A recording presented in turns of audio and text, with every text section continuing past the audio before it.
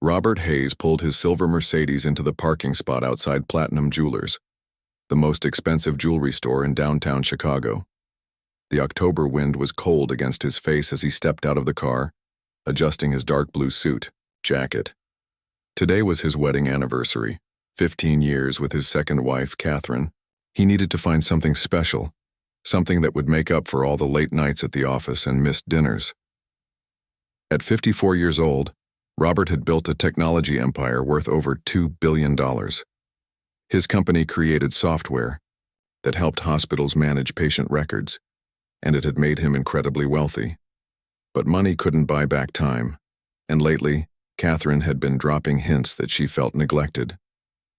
A beautiful piece of jewelry might not solve everything, but it was a start. The jewelry store was quiet when he walked in. Soft classical music played in the background, and the lighting made everything sparkle. Robert had been here before. This was where he bought Catherine's engagement ring, and where he had purchased countless gifts over the years. The staff knew him well. "Good afternoon, Mr. Hayes," said the store manager, a well-dressed woman in her 40s. "Looking for something special today?"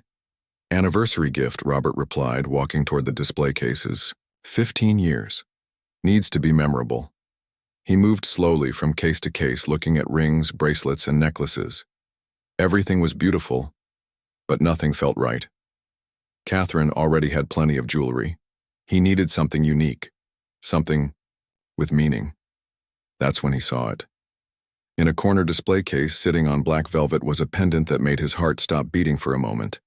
It was a sapphire, deep blue and perfectly cut, hanging from a delicate gold chain. The stone was about the size of a dime, surrounded by tiny diamonds that caught the light. But it wasn't just any sapphire pendant. Robert's hands began to shake slightly as he stared at the piece. His mouth went dry and he felt like the room was spinning. He knew this pendant. He had designed it himself, worked with a custom jeweler for months to get every detail perfect. The sapphire was from Sri Lanka, the gold was 18 karat, and the diamonds were hand-selected.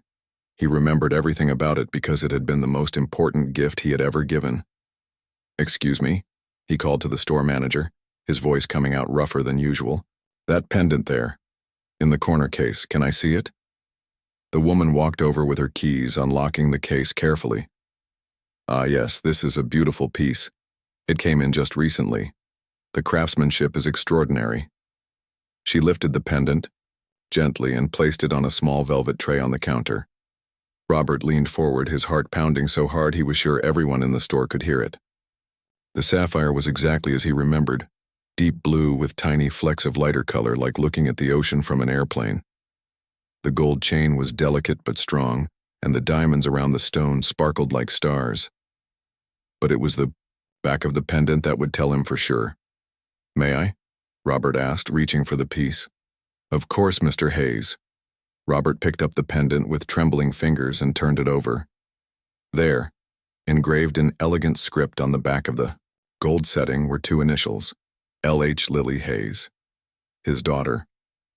The world seemed to tilt sideways.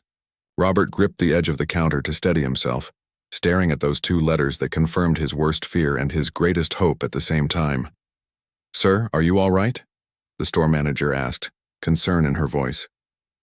Robert looked up at her, trying to compose himself. "This pendant, where did it come from? Who brought it in?" "Well, we don't usually discuss our consignors, but since you're such a valued customer." She paused, checking her computer. "A young woman brought it in about 2 weeks ago. She said it was a family piece she needed to sell. Seemed like she really needed the money." "What did she look like?" Robert asked, his voice barely above a whisper. "Oh, let me think. She was quite thin, maybe early 20s. Had short dark hair, very nervous. Kept looking over her shoulder like she was worried about something. She didn't want to sell it, you could tell, but she needed cash quickly." Robert felt like he might faint. Lily would be 22 now. When she disappeared 3 years ago, she had long blonde hair, but hair could be changed. She had been thin then, too. Always athletic from playing soccer in high school. Did she give a name? An address? The store manager hesitated. I'm not sure I should share that information. Please, Robert said, and something in his voice must have convinced her of how important this was. This pendant, it belonged to my daughter. She's been missing for 3 years. The woman's expression changed immediately to one of sympathy and shock. She looked at the pendant, then back at Robert. Oh my goodness, I'm so sorry, let me check the paperwork. She disappeared into the back office for a few minutes while Robert stood there, holding the pendant that he had given to Lily for her 16th birthday. He remembered that day so clearly. She had been going through a difficult time, struggling with the divorce between him and her mother, feeling caught in the middle. He wanted to give her something special, something that would remind her that, no matter what happened between her parents, his love for her would never change. This is perfect, Dad, she had said when she opened the small velvet box. The sapphire matches my eyes. And it did. Lily had inherited her mother's stunning blue eyes, the color of a summer sky. I had it made just for you, he had told her. See the initials on the back? That means it's yours forever, no matter what. She had worn it every day for 2 years, until she left for college at Northwestern University. And then, during her sophomore year, she had simply vanished. Her roommate said she left for class one morning and never came back. Her car was found in the campus parking lot, her purse and phone inside. The police investigated for months. Robert hired the best private investigators in the country. But there were no leads, no clues, no answers. The store manager returned, with a file folder. Her name was Annie Martinez, and she gave an address on the south side. But honestly, she seemed nervous about giving information. The ID looked legitimate, but something felt off about the whole transaction. Robert memorized the address she showed him, then looked back at the pendant. How much did you pay her for it? $3,000. She wanted 4, but we usually pay about half of retail value for estate pieces. Robert almost laughed, but there was no humor in it. That pendant had cost him $15,000 to have made and was probably worth $20,000 now. If Lily, or someone claiming to be Annie Martinez, had sold it for $3,000, she must have been desperate. I'll take it, Robert said, and I need to make some phone calls. As he paid for the pendant that had once belonged to his missing daughter, Robert's mind was racing. Was Lily alive? Was she in trouble? Why would she sell the one piece of jewelry that meant the most to both of them? And if it wasn't Lily who sold it, how did someone else get their hands on it?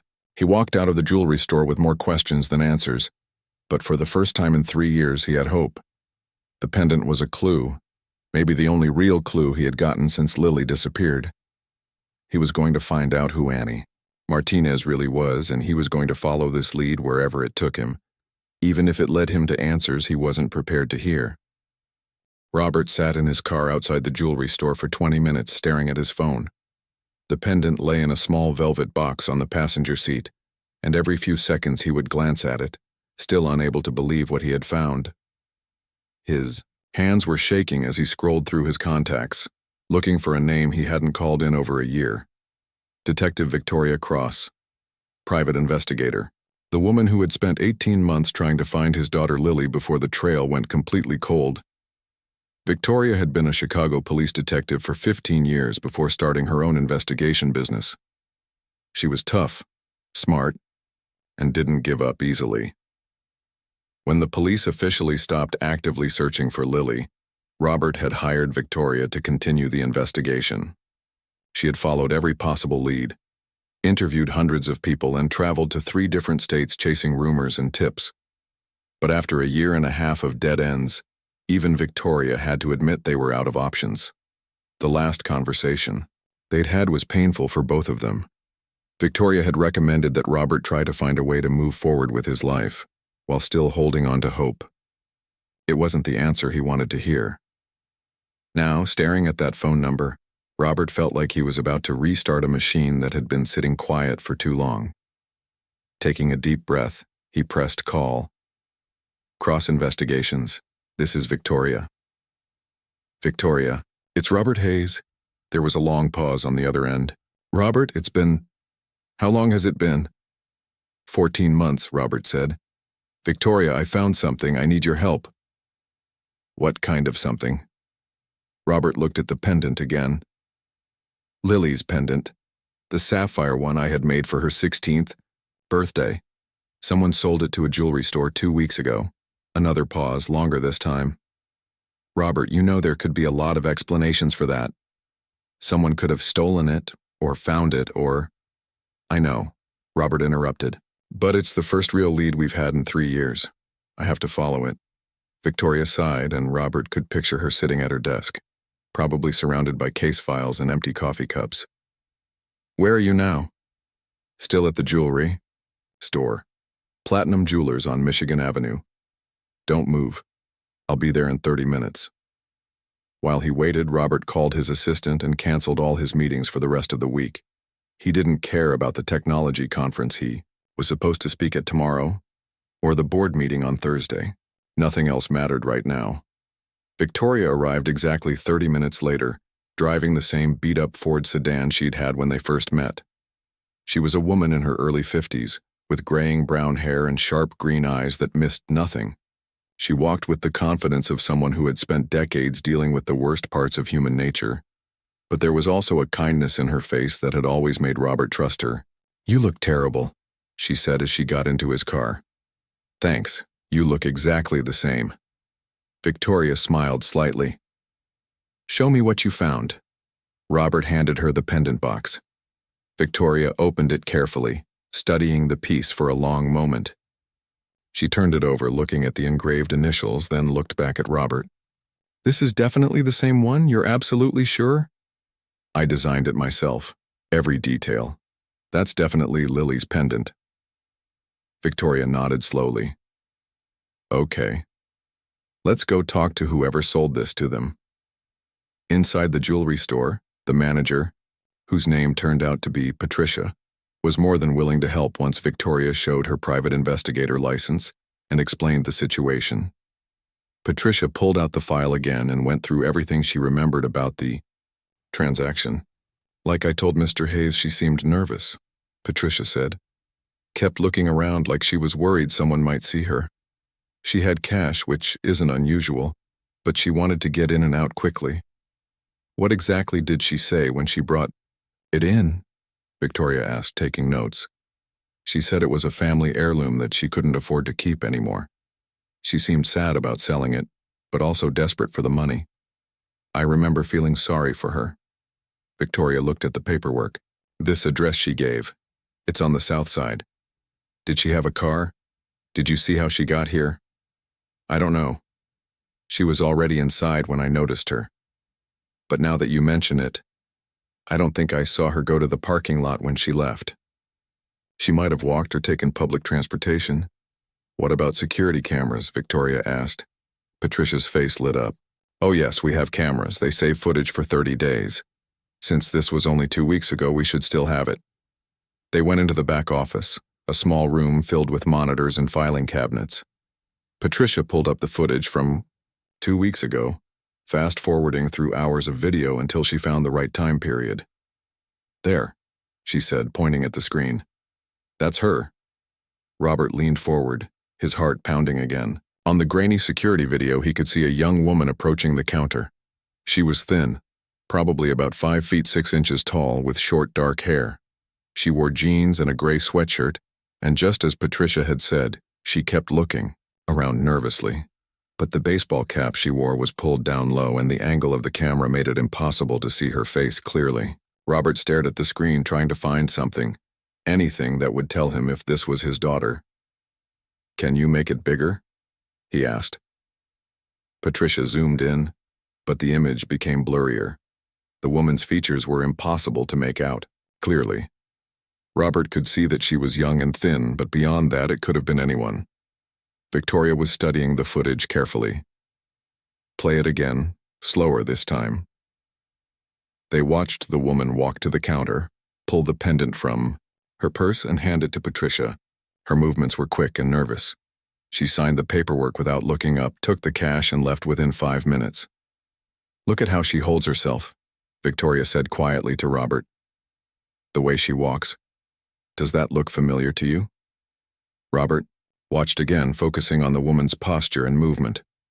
Lily had always been graceful, confident in the way she moved. This woman seemed hunched over, scared. But 3 years of fear and hardship could change how someone carried themselves. I don't know, he admitted. Maybe. It's hard to tell. Victoria made copies of the security footage and got Patricia's contact information in case they had more questions. As they left the store, Robert felt overwhelmed by a mixture of hope and dread that was making it hard to think clearly. "What do we do now?" he asked as they stood on the sidewalk. "Now we go to that address," Victoria said. "But Robert, I need you to prepare yourself for what we might find. This could be Lily, and that would be wonderful. But it could also be someone who bought the pendant from whoever took it, or someone who found it, or any number of other possibilities." "I know," Robert said, but deep down he didn't want to hear about other possibilities. For the first time in 3 years he had hope, and he wasn't ready to let logic talk him out of it. "And even if it is Lily," Victoria continued gently, "we need to think about why she would sell something that meant so much to her. Why she would be using a fake name. If she's alive and hiding, there's probably a reason for that." Robert nodded, understanding what Victoria wasn't saying directly. If Lily was alive and had been hiding for 3 years, something had scared her badly enough to disappear completely. Something that made her feel like she couldn't come home or contact her family. The thought terrified him almost as much as it gave him hope. They got into their separate cars and began the drive across the city to the address Annie Martinez had given. Robert's mind raced with possibilities as he followed Victoria's car through the busy Chicago streets. In 30 minutes, he might have answers to questions that had been haunting him for 3 years. He just wasn't sure he was ready for, whatever those answers might be. The address led them to a part of Chicago that Robert rarely visited. As they drove south, the buildings got older, and the neighborhoods got rougher. Expensive shops and restaurants gave way to check-cashing stores and fast food places. Robert followed Victoria's car through narrow streets lined with run-down apartment buildings and empty lots. After 40 minutes of driving, Victoria pulled over in front of a 3-story brick building that had seen better days. The paint was peeling, several windows were boarded up, and the small front yard was mostly dirt and weeds. A rusty fire escape zigzagged up the front of the building, and Robert could see laundry hanging from some of the balconies. He parked behind Victoria and got out of his car, looking around nervously. This wasn't the kind of neighborhood where a billionaire's daughter would choose to live, but it was exactly the kind of place someone would go if they were trying to disappear and had very little money. "Apartment 2B, Victoria said, checking the paperwork from the jewelry store. "Let's see if anyone's home." The front door of the building was supposed to be locked, but the buzzer system was broken, and the door hung slightly open. Victoria pushed it with her foot, and they walked into a narrow hallway that smelled like old cigarettes and cooking grease. The carpet was worn thin and stained, and one of the fluorescent lights overhead was flickering. They climbed the stairs to the second floor, their footsteps echoing in the empty stairwell. Apartment 2B was at the end of the hall. Victoria knocked, firmly on the door. "Annie Martinez, we'd like to talk to you." No answer. Victoria knocked again, louder this time. "Hello? Is anyone home?" They waited for several minutes, but there was no sound from inside the apartment. Victoria tried the doorknob, but it was locked. "Let me talk to the building manager," she said. They found the manager's apartment on the first floor. He was a heavy-set man in his 60s with gray hair and paint-stained clothes. When Victoria showed him her license and explained they were looking for Annie Martinez, he shook his head. "She moved out 3 days ago," he said. "Left in the middle of the night, didn't even give proper notice. Still owes me 2 weeks' rent." Robert's heart sank. 3 days. They had missed her by 3 days. Did she say where she was going? Victoria asked. "Nope. Just left a note saying she had to leave town for family reasons. Took all her stuff with her, what little she had." "What was she like?" Robert asked. "Did you talk to her much?" The manager leaned against his doorframe. "Quiet girl. Kept to herself mostly. Always seemed nervous about something, you know? Like she was looking over her shoulder all the time. Paid her rent in cash, which was fine by me, but she always seemed scared when she came to my door." "How long did she live here?" Victoria asked. "About 8 months. Moved in last winter. Said she was new to the city, needed a cheap place to stay while she got on her feet. Robert felt a mix of hope and frustration. 8 months ago would have been about the right time if Lily had been hiding for over 2 years and then moved to this apartment. But they were still 3 days too late. Did she work anywhere around here? Victoria asked. Yeah. She had a job at the diner down the street. Mel's place. Walked there every morning, walked back every night. Never saw her with a car or anything. Victoria and Robert exchanged glances. A job meant co-workers, people who might have talked to her, people who might know where she went. Is there anything else you can tell us about her? Robert asked. Anything. That seemed unusual. The manager thought for a moment. Well, she was real thin, like she wasn't eating enough, and she had this habit of checking the locks on her door multiple times. I saw her doing it once when I was in the hallway. She'd lock it, then check it, then lock it again. Seemed like she was afraid of something. They thanked the manager and walked back outside. Robert felt like they were getting closer to something, but he wasn't sure what. Every detail seemed to fit with someone who was hiding, someone who was scared. But was it Lily? Mel's place was just 2 blocks away, a small diner with faded blue paint and a neon sign that said open 24 hours, even though half the letters weren't working. It was the kind of place that served coffee in thick white mugs and had the same menu for 20 years. Inside, the diner was almost empty. It was late afternoon, between the lunch rush and dinner time. An older waitress with bleached blonde hair was wiping down tables, and a cook was visible through the window to the kitchen. Victoria approached the waitress. "Excuse me, we're looking for someone who used to work here. Annie Martinez?" The waitress looked up, and Robert could see recognition in her eyes immediately. "Annie. Yeah, she worked here until last week. Why, is she in some kind of trouble?" "We're trying to find her," Victoria said, showing her license again. "It's about a family matter. Can you tell us anything about her?" The waitress, whose name, Tag said Betty, looked around the empty diner and then sat down at one of the booths, gesturing for them to join her.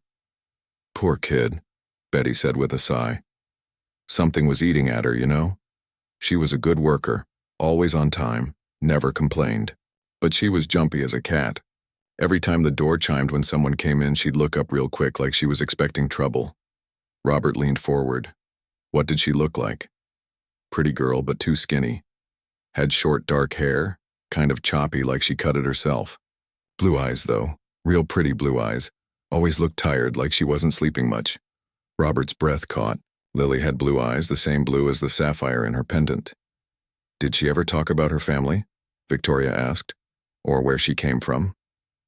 Betty shook her head. "She didn't talk much about personal stuff, but one day one of the other girls was showing pictures of her little sister's graduation, and Annie got real quiet and sad looking. Asked if she could see the pictures again. I think she missed her family wherever they were." "What happened last week?" Robert asked. "Why did she quit?" "That's the strange thing," Betty said, lowering her voice. "She seemed more nervous than usual for a few days. Kept checking her phone, looking out the windows. Then last Tuesday she came in for her shift all shaken up. Said she had seen someone she knew, someone she didn't want to see. Asked if she could leave early. Did she say who it was?" "No, but she was scared. Really scared.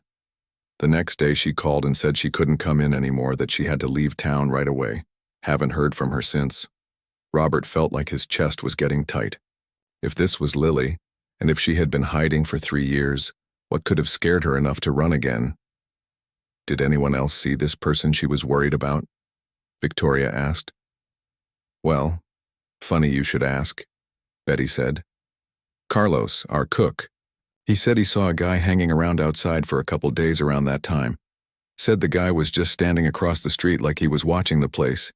Carlos thought it was weird because the guy was there for hours, just standing and smoking cigarettes."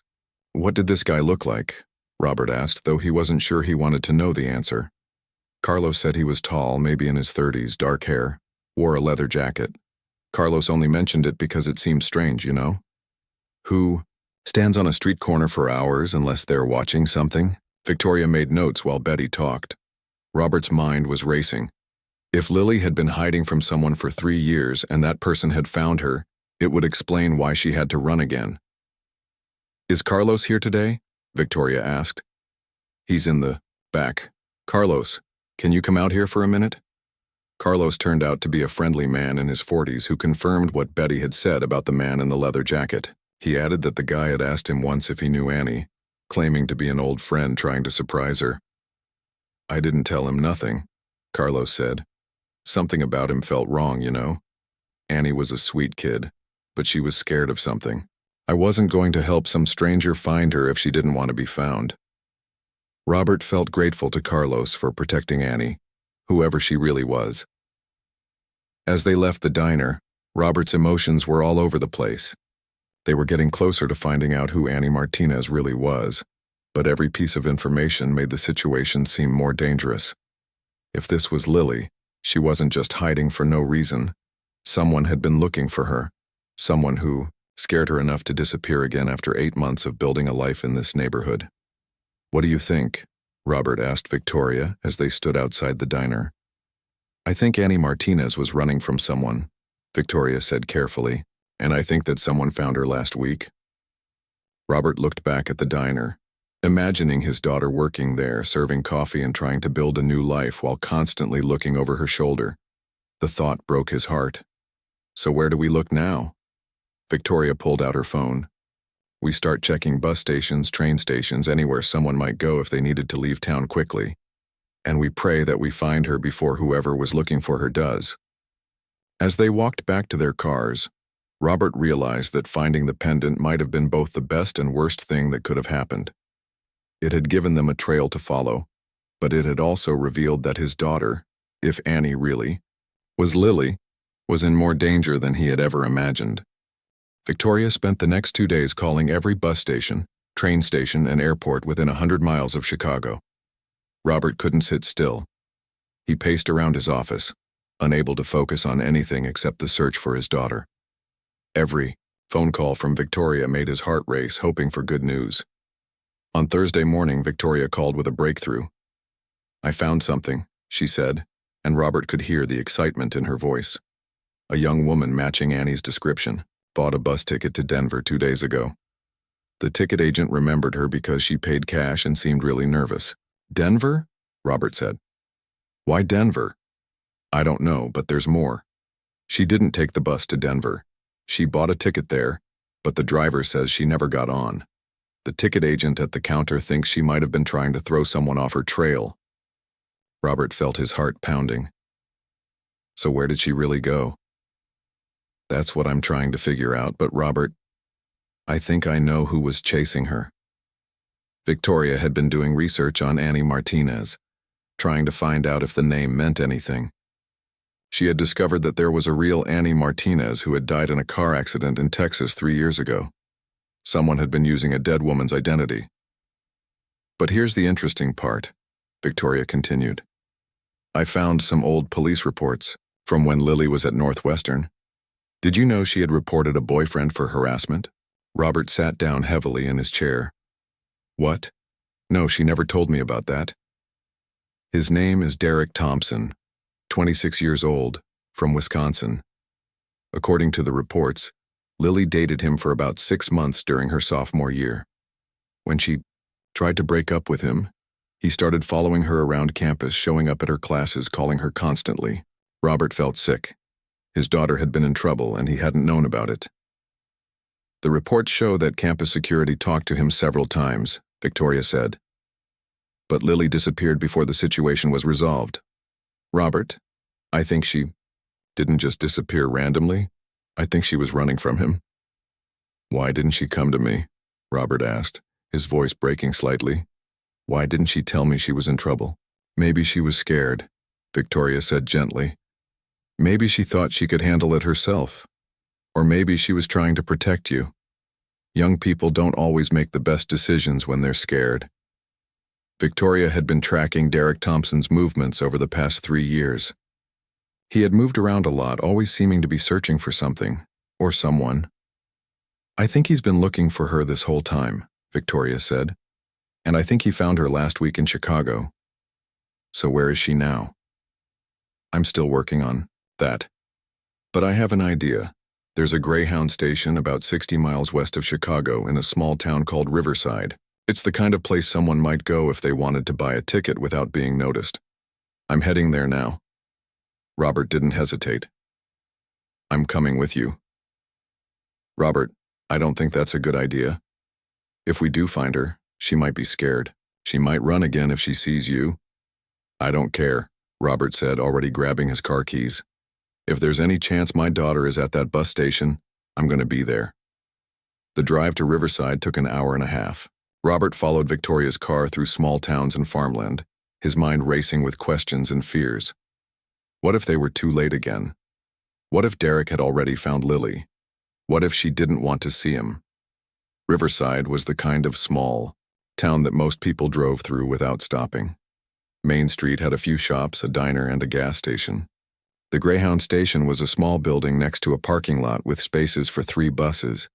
When they pulled into the parking lot, Robert could see that one bus was parked there, and people were standing around with suitcases and bags. The sign on the front of the bus said westbound Salt Lake City. Stay in the car for now, Victoria told Robert. Let me look around first. But Robert was already getting out of the car. He couldn't help himself. If Lily was here, he needed to see her. The waiting area inside the bus station was small and crowded. About 20 people sat on plastic chairs or stood near the ticket counter, waiting for the bus to leave. Robert's eyes swept the room, looking for a young woman with short, dark hair, and then he saw her. She was sitting in the corner, wearing a gray hoodie with the hood pulled up. Her back was to him, but something about the way she sat, the way she held her shoulders, made his heart stop. She had a small backpack at her feet and was staring at her hands. Robert started walking toward her before he could think about what he was doing. Victoria tried to grab his arm, but he was already moving. Lily? He said quietly. The young woman's head snapped up, and Robert saw her face clearly for the first time in 3 years. It was his daughter.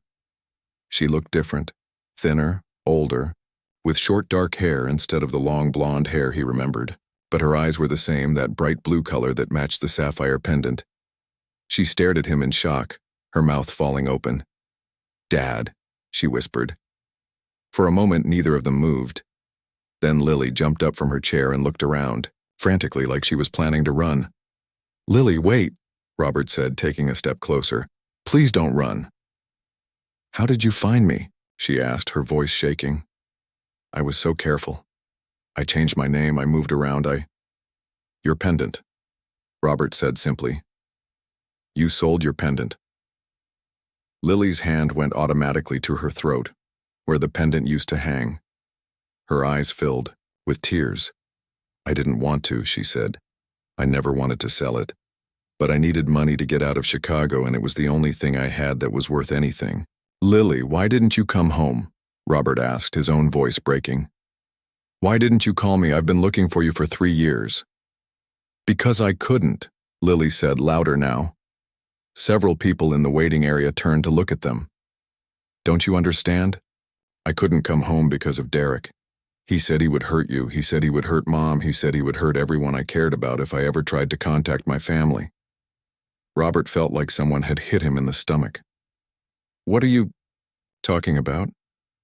Lily looked around nervously, then pulled Robert and Victoria to a corner of the waiting area where they could talk more privately.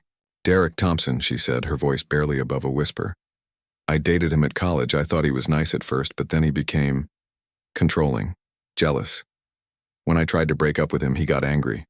Really angry."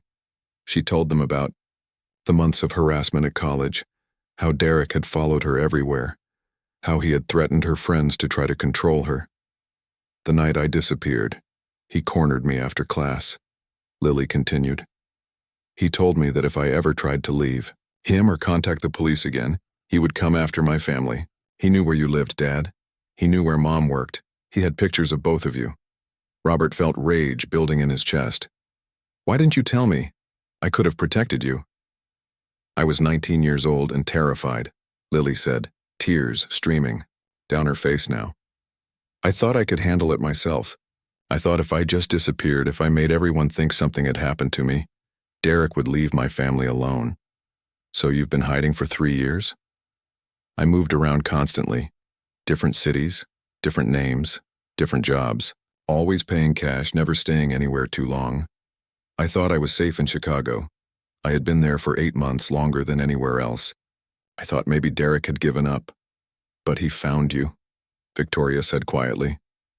Lily nodded. I saw him outside the diner where I worked, just standing there watching. I knew I had to run again. Robert couldn't believe what he was hearing. His daughter had been living like a fugitive for 3 years, afraid to contact her own family, all because of one man who couldn't accept that she didn't want to be with him. Lily, he said, reaching out to touch her arm gently. This ends now. You don't have to run anymore. You don't understand, Lily said, pulling away. Derek is dangerous.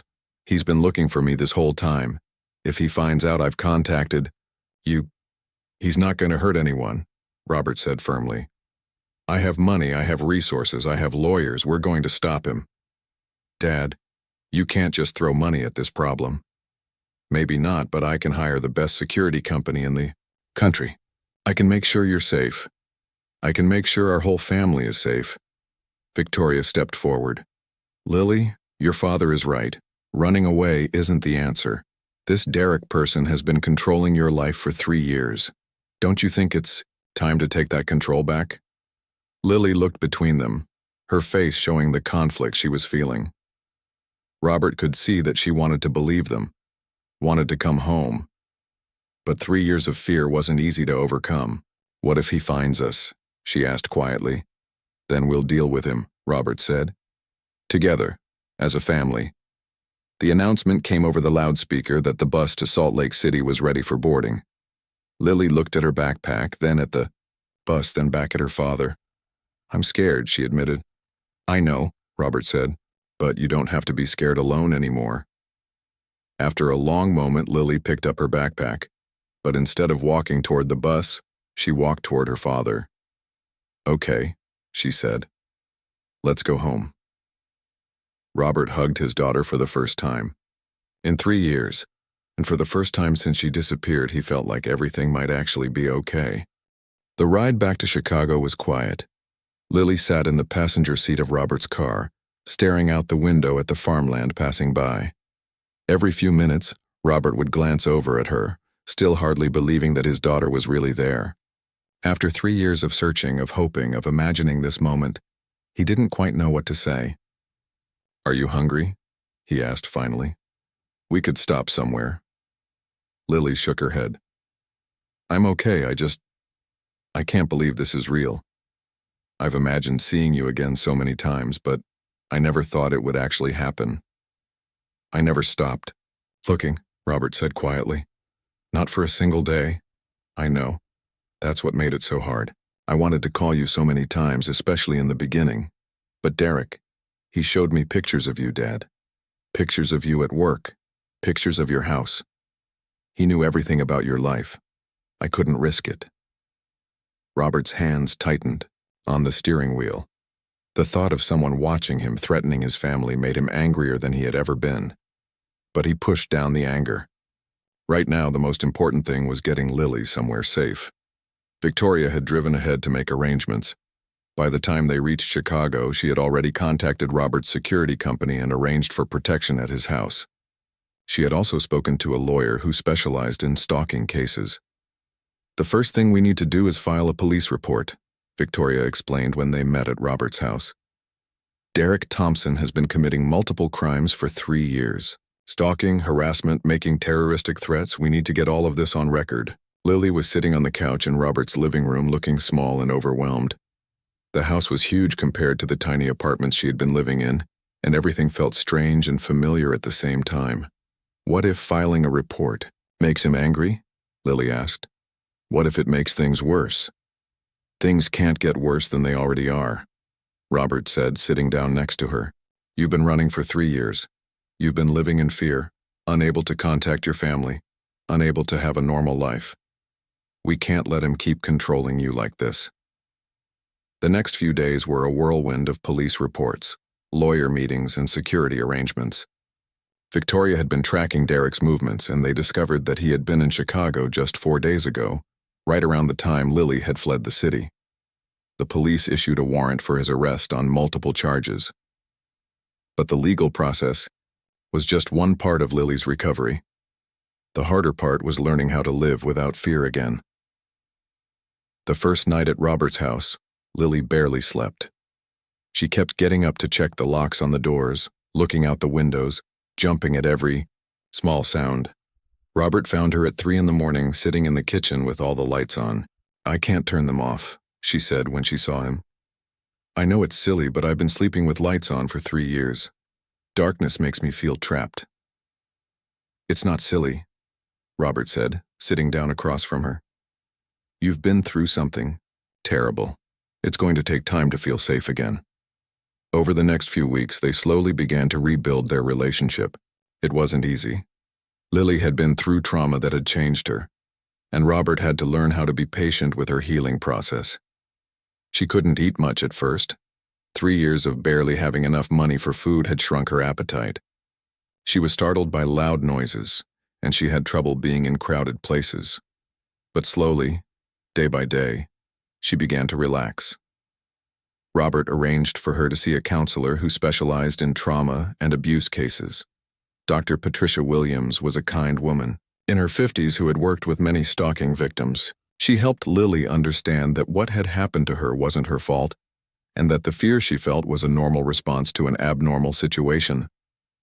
"Healing isn't linear," Dr. Williams explained to Robert during one of their sessions. "Some days will be better than others. The important thing is that Lily feels supported and safe." Meanwhile, Victoria and the police were making progress on finding Derek Thompson. They tracked him to Milwaukee, where he had been staying in a cheap motel. When they arrested him, they found a car full of evidence: photos of Lily, maps of Chicago with her workplace marked, even detailed notes about her daily routine. The evidence was overwhelming. Derek was charged with stalking, making terroristic threats, and several other crimes.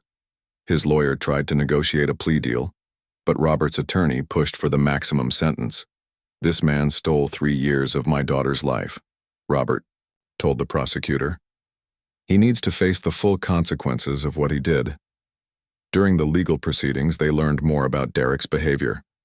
He had been obsessed with Lily since college, convinced that she belonged to him. He had quit his job and spent 3 years tracking her across the country, using social media, private investigators, and even hacking to try to find her. The judge was appalled by the extent of Derek's stalking behavior. He sentenced Derek to 8 years in prison, with a permanent restraining order that would go into effect when he was released. "You terrorized a young woman for years," the judge said during sentencing.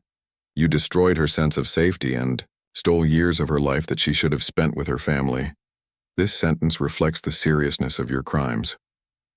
When the trial was over, Lily felt like a weight had been lifted from her shoulders. But she still had a long way to go.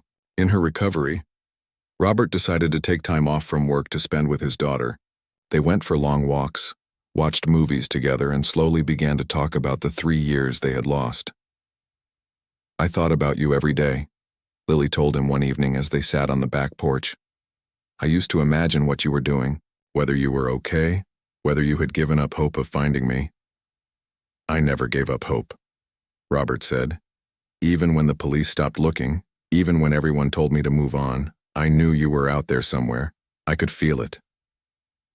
Lily had also been afraid to contact her mother, worried that Derek might have been watching her too. But with Derek in prison, she finally felt safe enough to make that phone call. The reunion with her mother was emotional and difficult. There were tears, apologies, and long conversations about what had happened. But slowly, the family began to heal together. 6 months after finding Lily at the bus station, Robert organized a small celebration for her 23rd birthday. It was the first birthday they had spent together in 4 years. "I have something for you," Robert said, handing her a small wrapped box. Inside was a new pendant. Not the same as the old one, but similar. This one had a different stone, a green, emerald instead of a blue sapphire, and it was engraved with a new message on the back: Stronger Together. The old pendant represented the past, Robert explained. This one is for your future. You're not the same person you were when you disappeared, and neither am I. We're both different now, but we're together, and that's what matters. Lily put on the new pendant and smiled. The first real, genuine smile Robert had seen from her since finding her. I like it better than the old one, she said. This one represents who I am now, not who I used to be. A year later, Lily had started college again, studying psychology with the goal of helping other trauma survivors. She lived in her own apartment now, but she had dinner with Robert twice a week, and they talked on the phone almost every day. Fear was still there sometimes, but it was manageable now. She had learned that healing wasn't about forgetting what happened, but about not letting it control her life anymore. I'm proud of you, Robert told her on the anniversary of finding her. You survived something that would have broken most people. You're stronger than you know. I learned from the best, Lily replied, squeezing his hand. You never gave up on me, even when I had given up on myself.